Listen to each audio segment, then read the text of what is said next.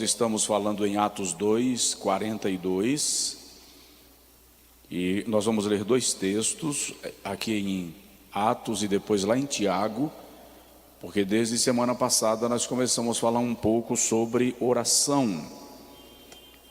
E provavelmente este tempo que estamos vivendo é o tempo mais oportuno para orar. É o tempo que mais se requer de nós oração.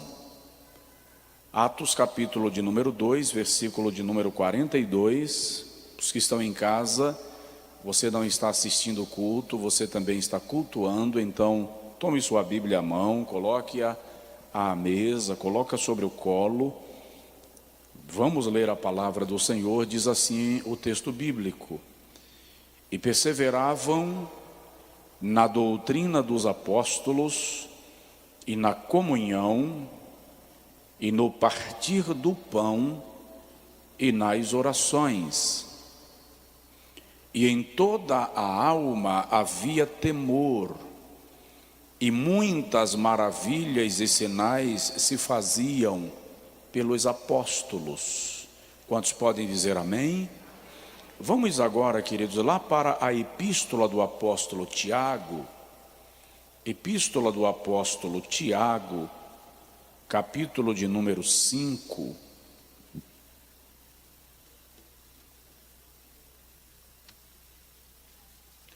Texto muito conhecido.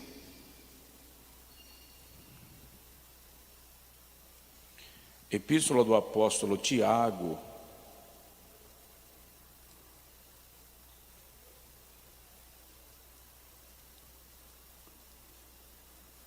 só para compartilhar com vocês, o meu equipamento de estudos, o iPad, o computador, normalmente ele abre a tela por identificação da fisionomia, mas ele não está me reconhecendo, então ele não abre. Tiago, capítulo de número 5, versículo de número 16.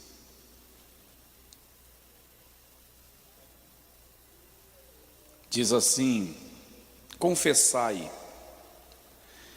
as vossas culpas uns aos outros, e orai uns pelos outros, para que sareis.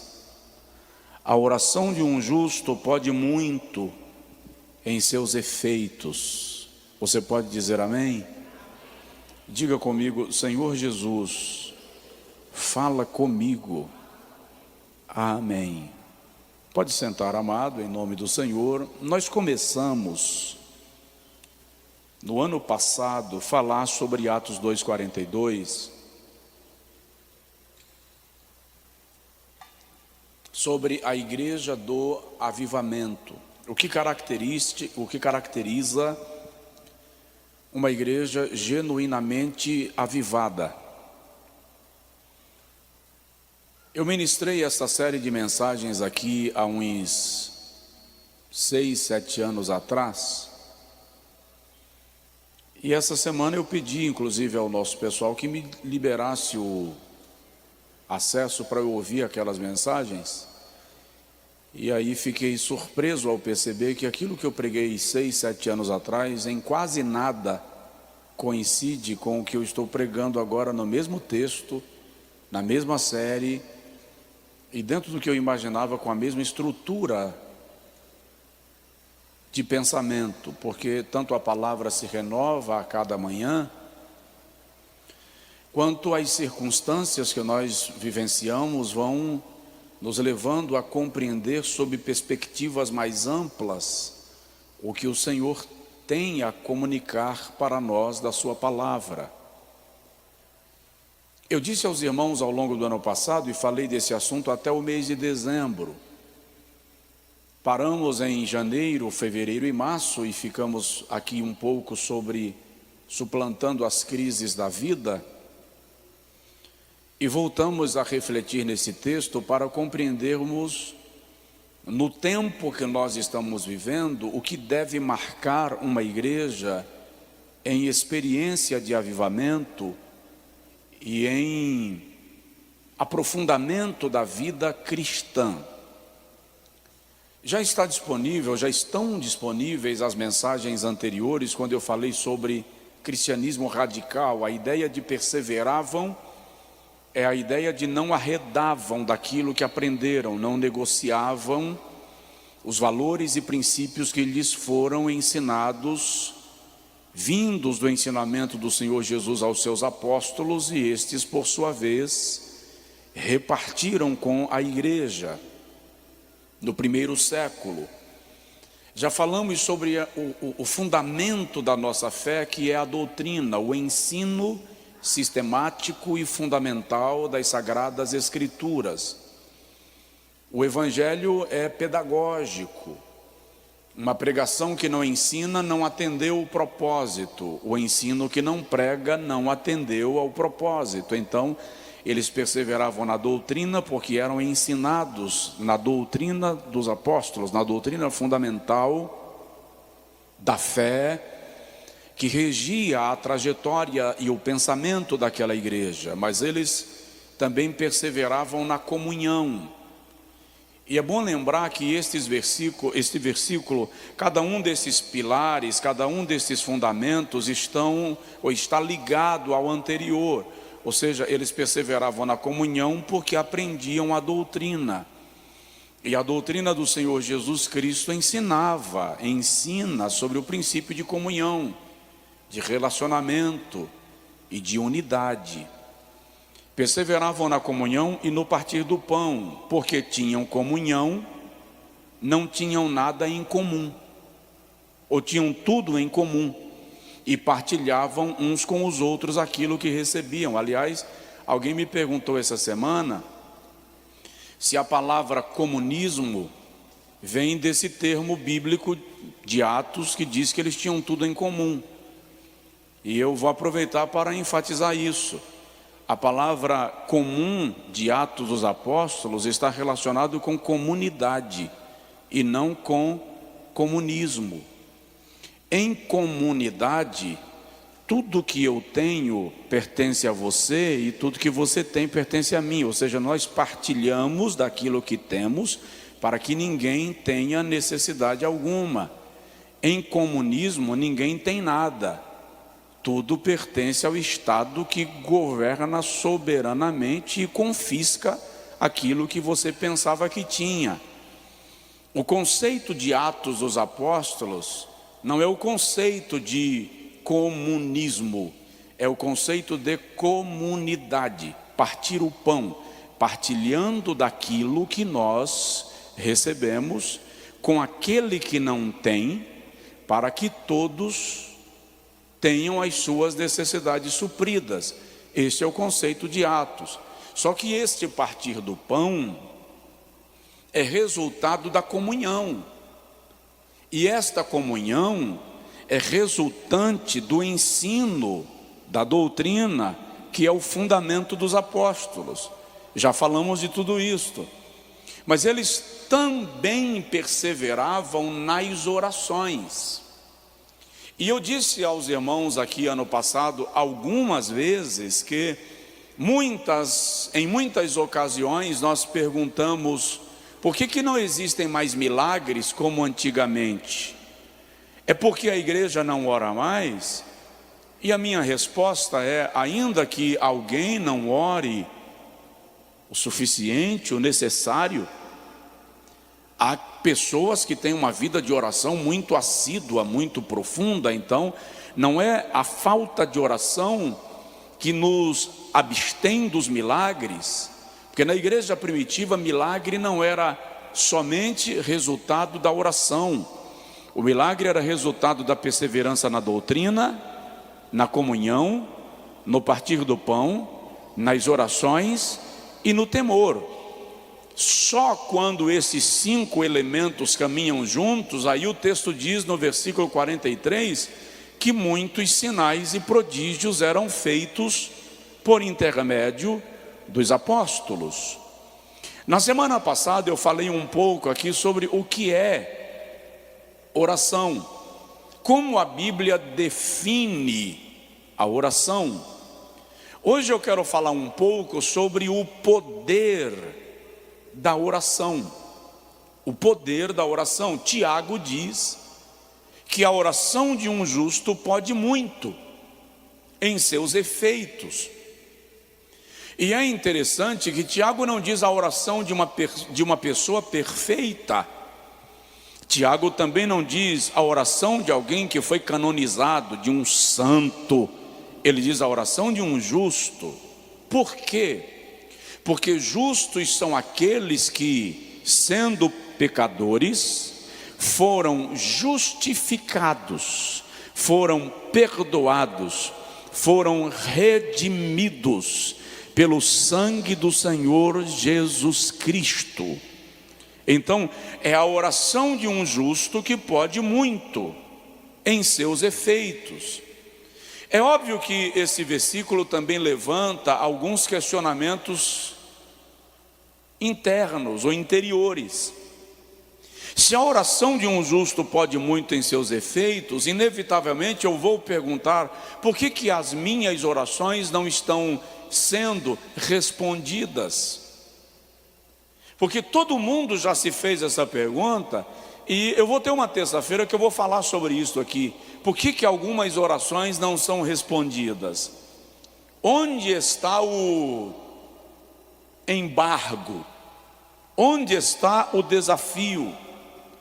Tiago diz que a oração de um justo pode muito em seus efeitos, e é bom lembrar que a oração que pode muito em seus efeitos é a oração bíblica, inspirada, conduzida, dirigida pelo Espírito Santo. O apóstolo Paulo, escrevendo aos Romanos, no capítulo 8, versículo 26, diz que nós não sabemos orar como convém, mas o Espírito de Deus, que sonda os corações, e é Ele quem discerne a vontade de Deus, Ele sim intercede por nós com gemidos inexprimíveis. Aliás, esta afirmação de Paulo confirma, reitera, assegura o que eu disse aqui semana passada, que a oração que chega ao céu não é a que procede dos lábios, é a que sai do coração.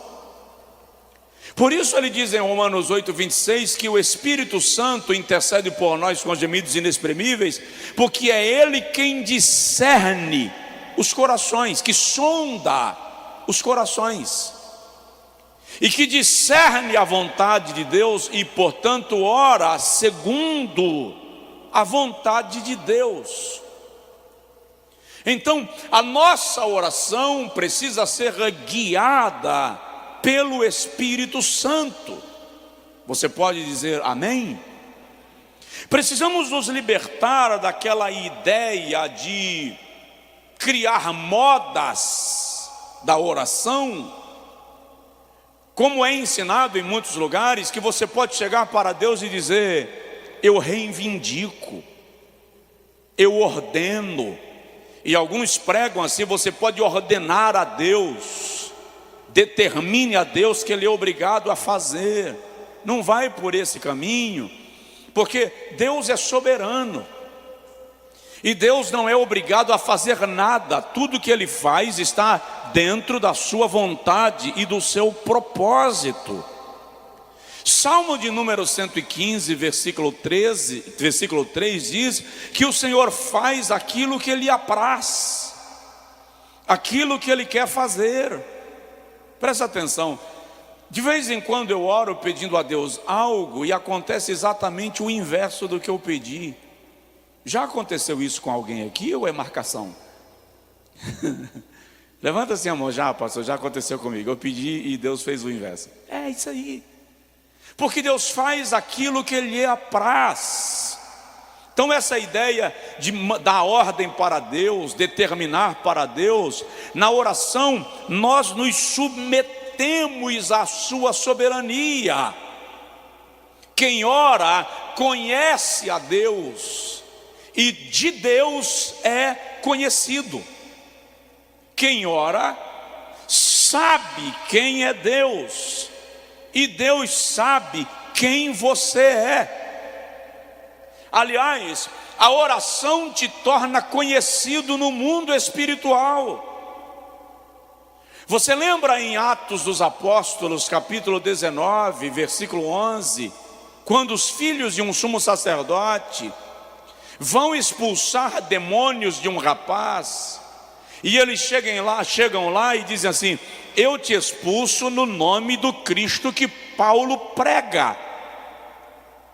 O demônio que possuía o corpo do moço disse assim: eu conheço a Cristo e sei quem é Paulo. E vocês, quem são?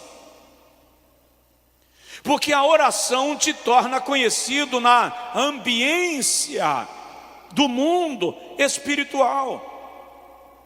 Mas pastor Josué, eu gostaria muito de saber como orar. Em Mateus capítulo de número 6, Jesus traz para nós um modelo referência de oração. Pai nosso, que estais nos céus, santificado seja o teu nome. Adoração. Venha a nós o teu reino. Petição. Seja feita a tua vontade, assim na terra como no céu. Submissão, resignação. O pão nosso de cada dia nos dá hoje. Confiança na provisão ou provisão. Perdoa as nossas fraquezas, assim como nós perdoamos àqueles que nos têm ofendido. Confissão.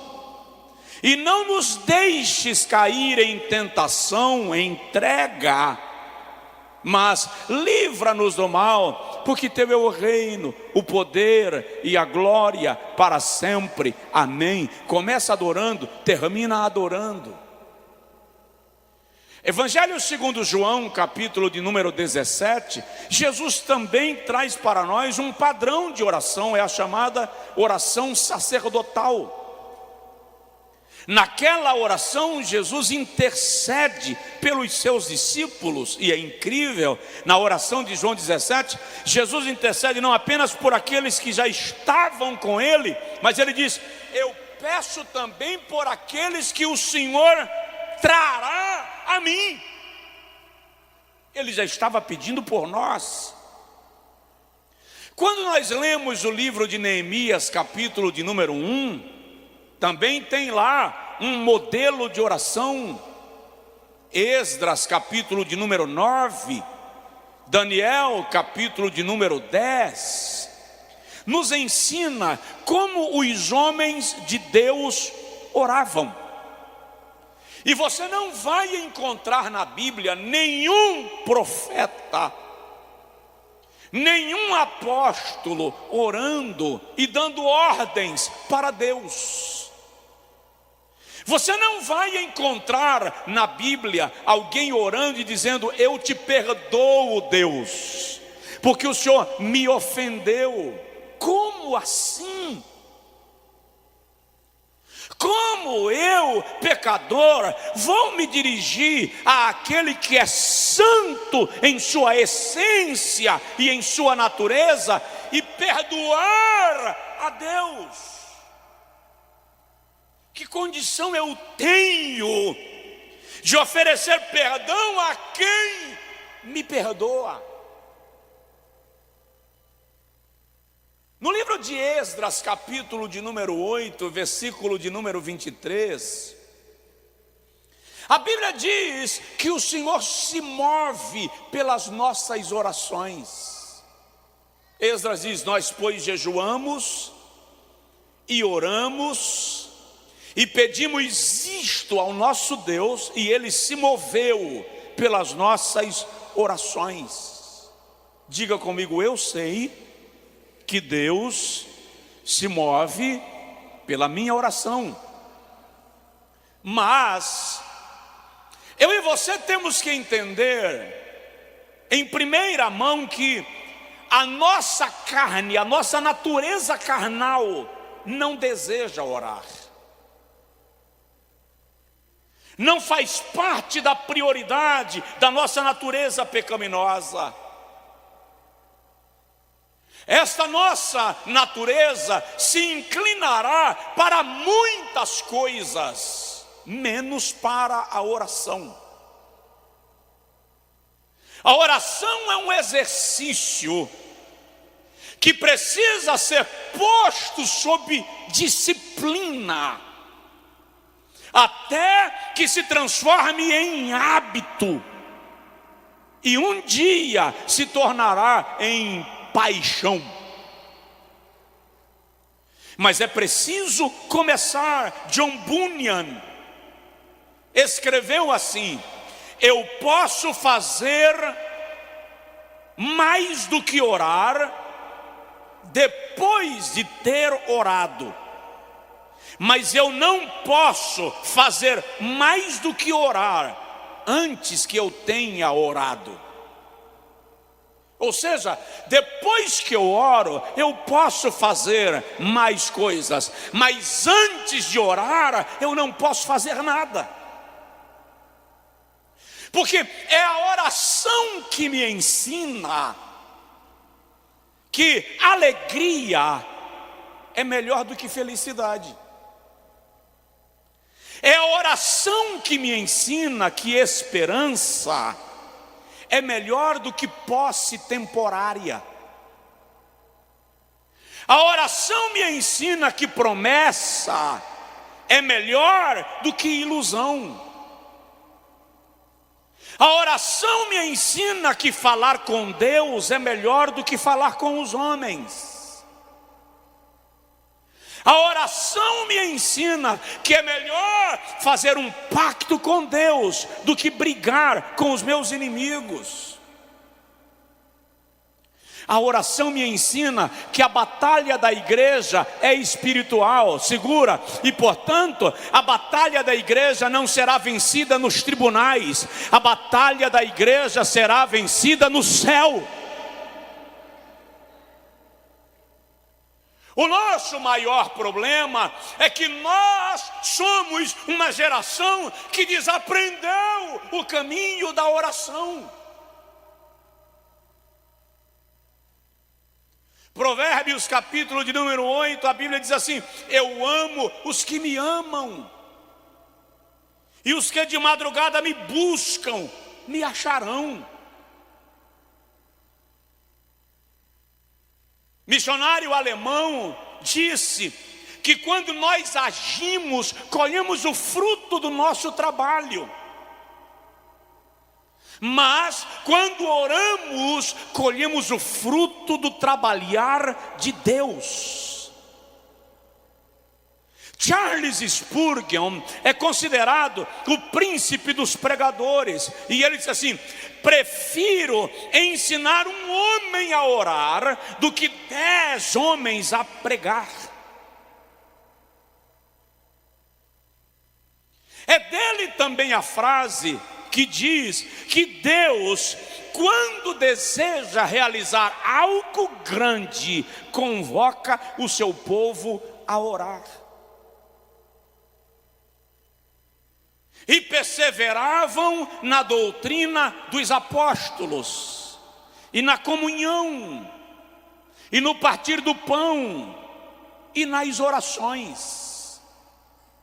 Eles sabiam que só a oração te dá graça para perseverar na doutrina, na comunhão e no partir do pão. A oração te leva a uma dimensão que nenhuma outra experiência na vida cristã vai te levar. Se não orarmos, Disse John Wesley, grande avivalista do Reino Unido do século XVIII: parece que Deus não faz nada a não ser em resposta de oração. A oração é o mecanismo que traz a ação de Deus do céu para a terra. Uma igreja que ora como prática pode entender que ela tem as marcas do avivamento. Mas nós somos a geração que entende que cristianismo é churrasco, futebol, passeios, retiros. Porque para nós, isto é uma igreja em comunidade. Pode até ser característica de uma igreja que compreende comunidade, mas diante de Deus, o que sobe não é o cheiro da fumaça do churrasco, é o cheiro da oração que como incenso alcança a sala do trono. Aleluia! E eu não estou dizendo que você vai virar monge para ter uma vida de oração. Eu estou falando de disciplina, de uma igreja que compreende a importância da postura de rendição a Deus. Então, para não tardar por demais, qual é o poder da oração? Primeiro, a oração provoca em nós arrependimento. O mais endurecido dos homens, o mais carnal dos homens, se aprender a conversar com Deus, vai ser induzido ao arrependimento. Por quê? Como assim? A presença de Deus confronta nosso pecado. Isaías capítulo de número 6 revela claramente, quando Isaías diz assim: no ano em que morreu o rei Uzias, eu vi o Senhor sentado sobre um alto e sublime trono, e a orla do seu manto cobria os umbrais das portas, e eu vi serafins que tinham 6 asas, com 2 voavam, com 2 cobriam os pés, e com 2 cobriam os rostos, e diziam: Santo, Santo, Santo é o Senhor dos exércitos, toda a terra está cheia da sua glória. Isaías diz que quando ele tem a visão, ele cai com o rosto em terra e diz: ai de mim, que vou perecendo, porque eu sou um homem de lábios impuros e habito no meio de um povo de impuros lábios, e os meus olhos viram o Rei, o Senhor dos exércitos. O arrependimento, o reconhecimento do pecado se dá quando ele, pela oração, contempla a soberania e a santidade de Deus. Esdras capítulo de número 9 tem um episódio histórico muito interessante, porque Esdras é um sacerdote, e sem sombra de dúvida, Esdras é também escriba, e é uma das mentes mais brilhantes da Bíblia. E ele vem para Jerusalém, liberado do império persa, quando volta uma leva de judeus do cativeiro babilônico. Esdras vem para ensinar a lei de Deus àqueles que estavam em Jerusalém.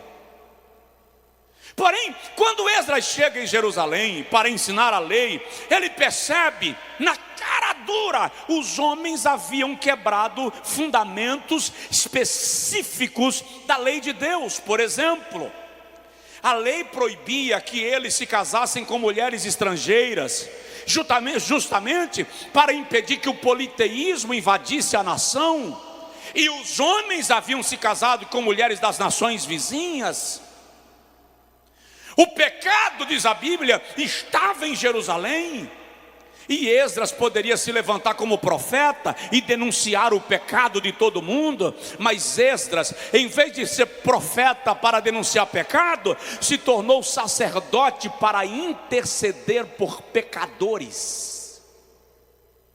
E a Bíblia diz que ele pega a sua capa, abre a capa na praça de Jerusalém, se veste de pano de saco e de cinza, e Esdras senta no meio da praça e começa a orar dizendo: ó Senhor, os nossos pais pecaram.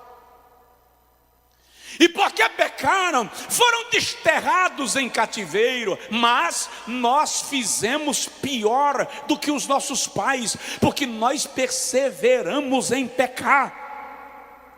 O que Esdras está dizendo é que pecar não é o maior problema é insistir naquilo que é pecado, porque aí se constitui a iniquidade. Enquanto Esdras ora e confessa, a Bíblia diz que quase meio-dia alguém passou na praça de Jerusalém e parou e ouviu alguém lá sentado chorando. E o camarada parou para ouvir a oração e ouviu quando Esdras disse: perdoa o nosso pecado. O camarada sentou na praça e começou a orar com Esdras. No final do dia está escrito em Esdras capítulo 9, versículo 10, que toda Jerusalém estava na praça da cidade chorando, confessando a Deus as transgressões, até que alguém se levantou e disse a Esdras: para de chorar, levanta-te, diz o que é que nós temos que fazer, porque nós estamos contigo nesse negócio, e o que você nos mandar fazer, faremos. Esdras não pregou para nenhum, não confrontou nenhum, não denunciou o pecado de nenhum. Esdras se colocou na condição de intercessor, porque denunciar me coloca na posição de superioridade, mas interceder me coloca em posição inferior àquele por quem intercedo, e é nisto que está o sucesso espiritual da igreja. Então a oração provoca arrependimento. Para de apontar o dedo no nariz do teu marido, para de apontar o dedo no nariz do teu filho, para de gritar no ouvido da sua filha. Isso só trinca a relação, só estressa o ambiente e não resolve o problema. Chega um momento que é preciso ajoelhar e conversar apenas com Deus sobre a questão. Segundo lugar, a oração que provoca arrependimento também é a oração que nos torna parceiros de Deus. A oração te torna cooperador de Deus. A oração te torna parceiro de Deus. Presta atenção numa coisa. Deus pode fazer tudo sozinho, sim ou não? Sim, Ele pode fazer tudo sozinho. Mas, por alguma razão, Deus decidiu trabalhar conosco. Não é que Ele precisa de alguém para fazer as coisas, mas Ele, na sua soberania, decidiu agir sempre por meio de alguém e através de alguém. Os instrumentos de Deus são os homens. Deus sempre se utilizará de alguém para produzir um milagre. Nós precisamos compreender isto.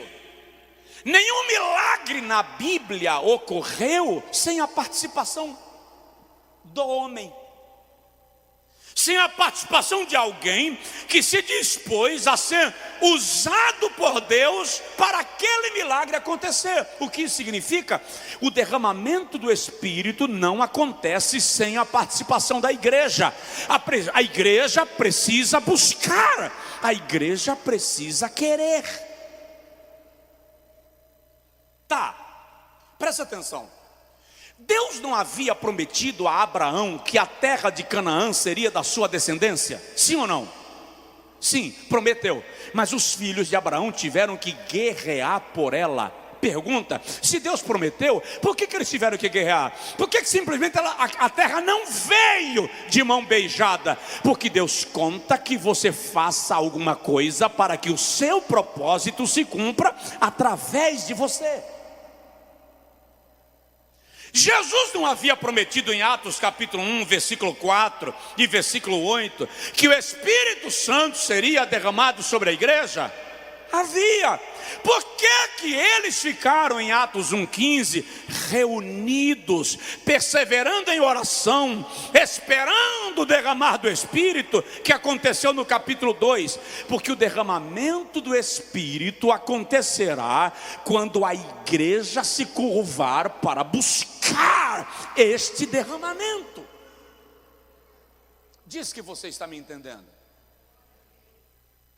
Então nós precisamos pedir ao Senhor que derrame o seu Espírito. Ora, Jesus já estava na terra, Ele veio trazer o reino de Deus. Olha a pregação de João Batista: arrependei-vos, porque é chegado o reino de Deus. Olha a mensagem de Jesus: arrependei-vos, porque é chegado o reino dos céus. Olha o que Jesus disse: não direis que o reino de Deus está ali ou acolá, porque o reino de Deus está em vós. Mas na hora de ensinar a oração do Pai Nosso, ele diz assim: vocês vão orar dizendo: Pai nosso que estás nos céus, santificado seja o teu nome, venha o teu reino. Para quê? Se ele disse que o reino já era chegado, se ele anunciou que o reino estaria em nós, então para que dizer venha o teu reino? Porque o reino de Deus é manifestado na terra através de mim e através de você. Lembra quando os irmãos de José, olhando para José, disseram assim: tu reinarás e governarás sobre nós. Eles falaram de reino e de governo. Tu reinarás e governarás. Então presta atenção: quem reina sobre nós é Cristo, mas por meio do reinado de Cristo a igreja exerce governo.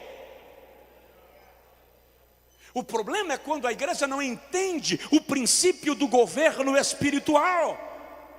Quando a igreja não entende o princípio do governo espiritual, ela não compreende o que significa o reino de Deus está em vós.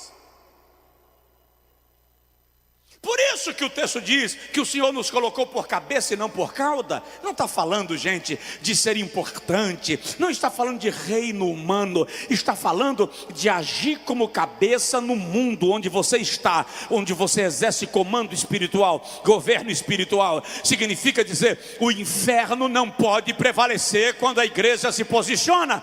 Os demônios não podem atropelar uma igreja que se curva.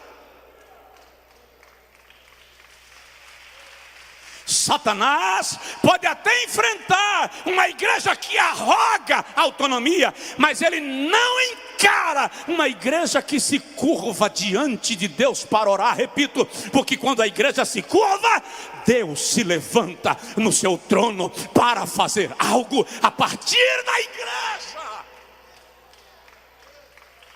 Aleluia. Então, a oração provoca arrependimento. A oração nos torna parceiros de Deus. Terceiro lugar, a oração pode interferir nas forças da natureza. A oração pode interferir nas forças da natureza. Elias, primeiro livro dos reis de Israel, capítulo de número 17, Elias diz assim: segundo a minha palavra, não haverá chuva sobre a terra. E não choveu. Agora o incrível é que 3 anos e meio depois, Elias poderia ter dito: segundo a minha palavra vai voltar a chover. E ele não fez isso. Ele foi para o monte orar. E a Bíblia diz que ele se colocou na posição em que as mulheres de Israel davam à luz, com a cabeça entre os joelhos. E manda o seu servo olhar para o céu e observar sinal de chuva. E o seu servo vem e diz: não estou vendo nada. E Elias diz assim: vai lá e volta 7 vezes.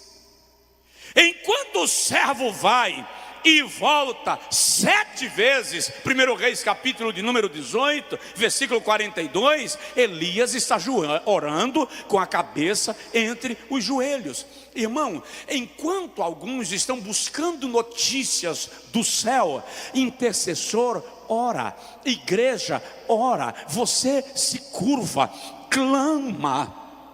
Queridão, se a oração não mudar o cenário que nós estamos, nada vai mudar. É a partir da oração da igreja que as coisas vão encontrar o seu eixo. Em nome de Jesus, entenda o convite do Espírito Santo. Você que está aqui no templo, você que está em casa, entenda o convite do Espírito Santo. Desliga a TV, sai da rede social, se livra dos vícios terrenos, humanos e carnais e entra na presença de Deus em oração. Vai acontecer algo a partir da oração. Se tiver alguém do seu lado, dá uma cotoveladinha de leve e diz para ele: ora. Se não tiver ninguém do seu lado, só aponta assim que ele vai entender. Ora.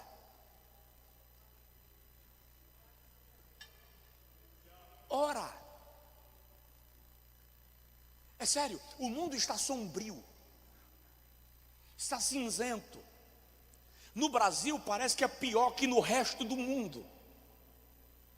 Eu não sei se é porque normalmente a gente pensa que a nossa dor é maior do que a dor dos outros. Mas o ambiente no Brasil deixou de ser apenas de crise sanitária, virou crise política, econômica, moral, crise de governança, crise de justiça. É um caso estranho. Mas no íntimo da minha alma, eu sinto o Espírito Santo apenas dizendo: se a igreja se curvar, o céu vai se mover. Se a igreja se curvar, o céu vai se mover. Quarto lugar.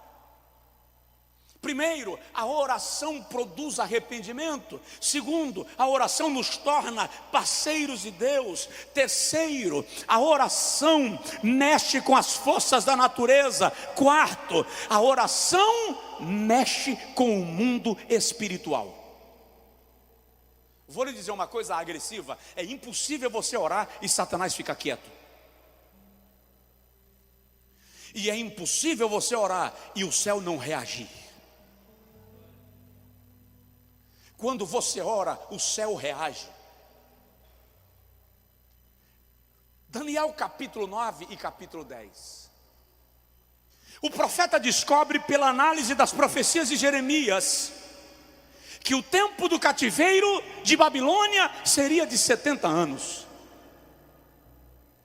E ele entra num processo de 21 dias de jejum e oração. E Daniel diz que naquele período ele não comeu manjar desejável, comida com sabor, comida que apetece. Não sentou-se à mesa para comer a comida saborosa do dia a dia. E ele diz: nem vinho bebi, ou seja, bebida com sabor, não bebi. E enquanto Daniel ora, a Bíblia diz que Deus enviou um anjo do céu, um príncipe celestial, para trazer resposta. O céu reagiu. Diga comigo: o céu reagiu. Repete: o céu reagiu. Enquanto este príncipe de Deus desce, a Bíblia diz, Daniel descreve no capítulo 10, sobe das profundezas do inferno um príncipe demoníaco chamado de príncipe do rei da Pérsia. E este príncipe do rei da Pérsia embarga a passagem do anjo de Deus que viria trazendo resposta para Daniel. E Daniel continuou orando. E a Bíblia diz que Deus enviou Miguel, a quem o texto chama de um dos principais. E quando Daniel desce, ele fica pelejando com o príncipe do rei da Pérsia. E aquele primeiro anjo chega a Daniel e diz: varão muito amado, o Senhor é contigo. No princípio das tuas orações, eu fui enviado para te trazer respostas. Mas subiu contra mim o príncipe do rei da Pérsia e não me permitiu passar. Pelo que Deus enviou Miguel, um dos primeiros, um dos principais, e ele ficou pelejando contra o príncipe do rei da Pérsia. E eu vim te trazer resposta. E quando ele termina de falar com Daniel, ele diz: agora eu subirei, porque está se levantando o príncipe do rei da Grécia, e eu pelejarei contra ele por causa do teu povo. Aleluia! Se a igreja entrar em oração, o mundo espiritual vai se mover, Satanás vai se mover, mas os céus estão apostos para cobrir a igreja.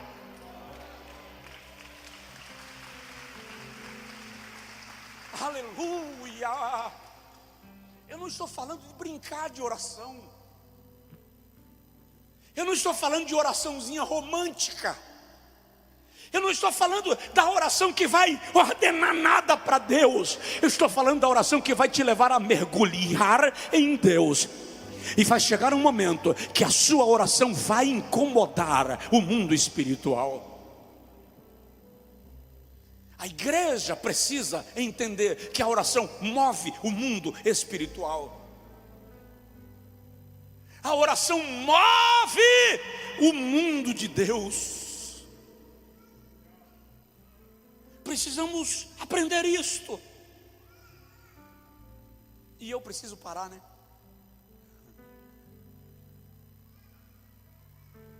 Ore. Vou falar mais uma coisa, eu continuo na próxima terça. Ore. Ore. Satanás não se importa com a quantidade de carros que nós temos no estacionamento. Satanás não importa com a quantidade de dinheiro que a gente tem depositado em conta. Satanás não está nem aí para quantos prédios nós construímos por ano. O diabo não teme os títulos que eu consiga agregar. Mas o inferno precisa parar diante de uma igreja que se curva. Glória a Deus. Toma isto a sério. Traga esta responsabilidade para a sua alma. A sensação que eu tenho é de o Espírito de Deus dizendo: vinde orar.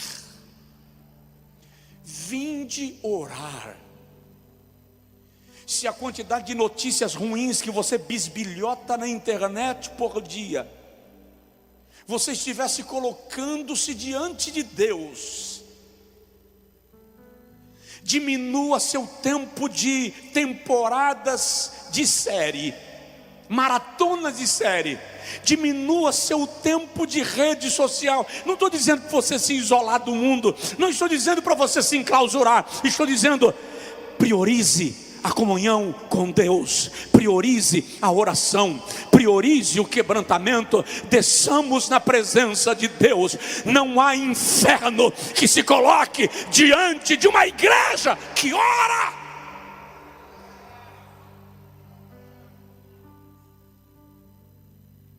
E eu termino hoje E se Jesus não voltar daqui para a próxima terça, a gente continua sobre o poder da oração. A oração livra o crente da morte. A oração quebra a sentença. A oração quebra sentença. A oração inverte sentença. Herodes, Atos capítulo de número 12, deixa eu conferir. Herodes prendeu a Tiago e prendeu a Pedro. E a Bíblia diz que ele matou a Tiago pelo fio da espada. Quem é Tiago? Tiago é o pastor da igreja de Jerusalém. O pastor líder Atos 12, o pastor líder da igreja de Jerusalém está morto. Herodes mandou decapitá-lo. Como é que está o clima daquela igreja? Há uma perseguição no ar, e todo mundo sabia que Herodes não era gente boa. Herodes era um carniceiro. O avô dele mandou matar os meninos em Belém da Judéia. O pai dele matou João Batista.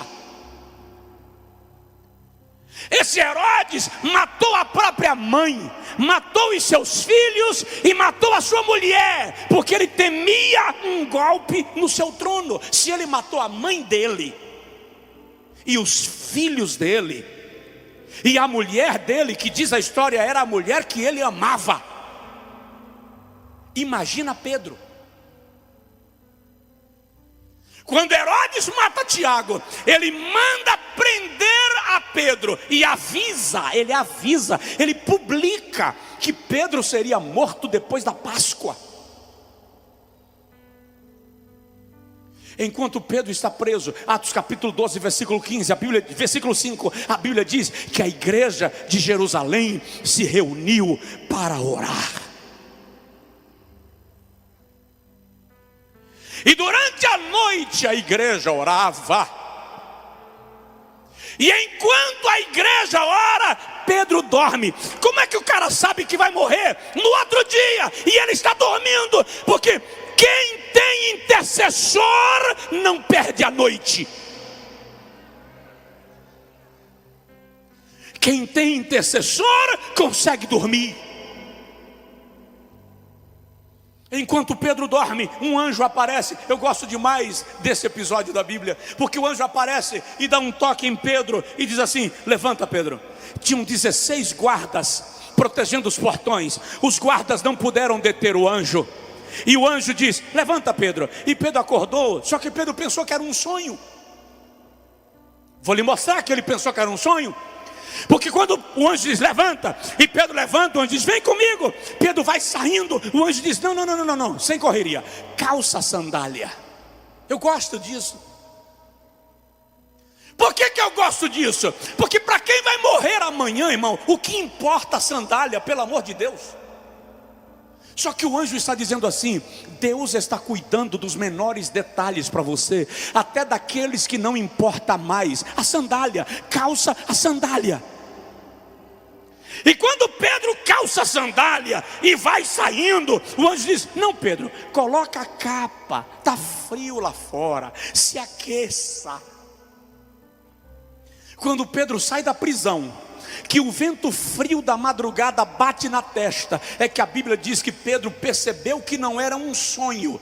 Se ele percebeu que não era um sonho, então ele pensou que estava sonhando. E Pedro entendeu que Deus enviou o seu anjo e lhe livrou da prisão. Para onde Pedro foi? Está escrito no versículo 13. Ele foi para a casa da irmã Maria, mãe de João Marcos, onde a igreja estava reunida e orava. A oração quebra a sentença. A oração muda as leis. A oração muda o direcionamento dos acontecimentos.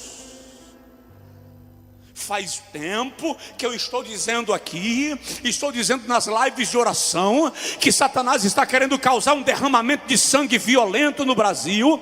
Alguém me criticou um dia desse e disse: derramamento de sangue já tem no Brasil, pastor, morre gente todo dia. Estou falando de algo específico, estou falando de Satanás querendo colocar essa nação numa crise sem precedentes e invadir as ruas numa guerra sem comando. Se a igreja se posicionar, Cristo reina e a igreja governa. Cristo reina e a igreja governa através da oração.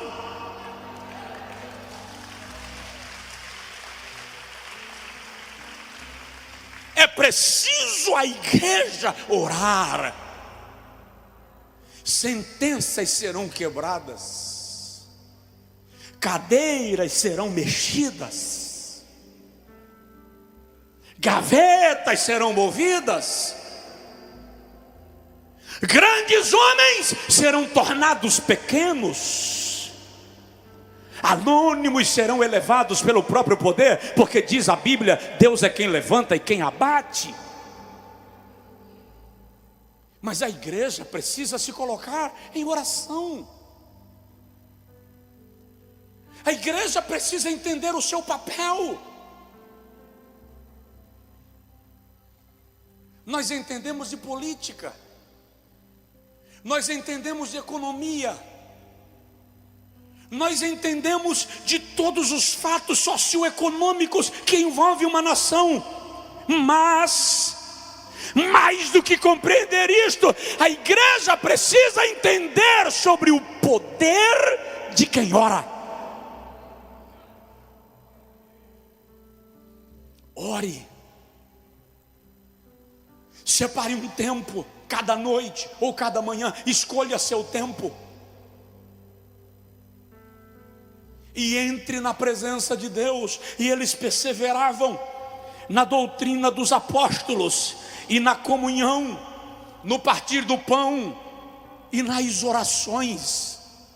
A oração de um justo pode muito em seus efeitos. Mais que orar, chore. Chore. Suas lágrimas têm um peso que você não faz ideia. Apocalipse capítulo 5, versículo 8, João vê quando o anjo pega um incensário, e o texto diz que o incensário estava cheio de incenso.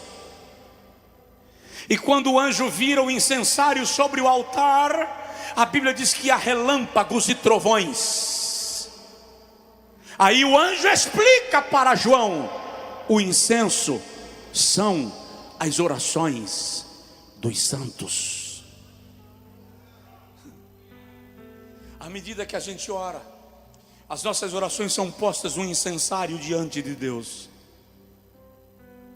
E as nossas orações vão sendo depositadas. Quando o incensário enche, o anjo toma o incensário e leva ao altar e derrama.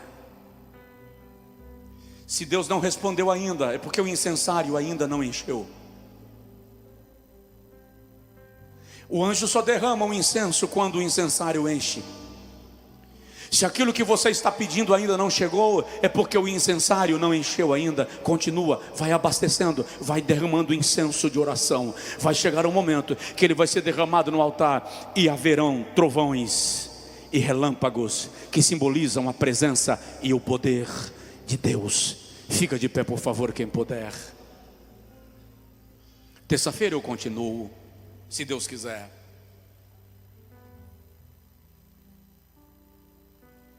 Coloque-se diante de Deus cada dia.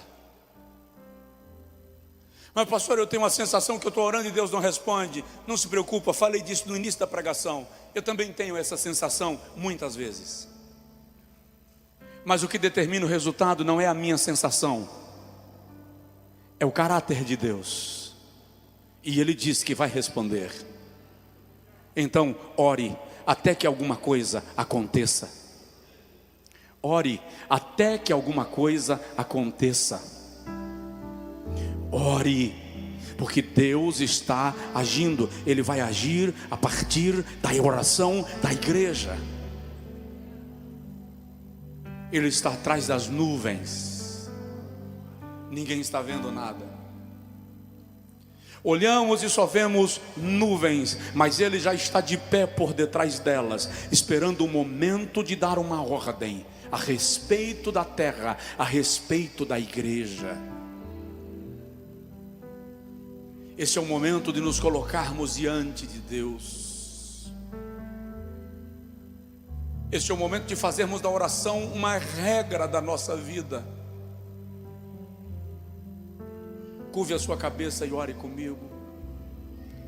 E diz para o Senhor: acende na minha alma a chama da oração. Acende na minha alma a paixão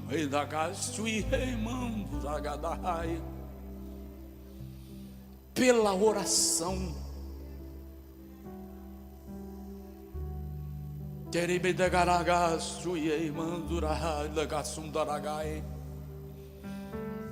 Pai, em nome de Jesus, faz esta palavra ecoar, faz esta palavra incendiar. Leva-nos à oração. Desperta nos nossos adolescentes, Senhor, um desejo incrível de orar. Desperta nas nossas crianças o desejo de orar. Senhor, os nossos anciãos, as nossas anciãs, que eles sejam movidos para a oração. Que os teus servos, homens e mulheres da tua casa, sejam movidos a orar. Faz o nosso coração ser atingido pelo poder da oração. E que a nossa alma experimente um derramar do incenso. Oh, aleluia! Aqueles que oram comigo agora em casa, Senhor, que a tua presença inunde os corações agora com paixão pela tua presença. Em nome de Jesus Cristo nós clamamos e declaramos que o Brasil é uma nação vitoriosa, é uma nação de vencedores. Nós declaramos em nome de Jesus que os nossos filhos são vozes proféticas do Senhor para esta nação. Nós declaramos que a tua igreja neste país vai viver tempos de grande avivamento.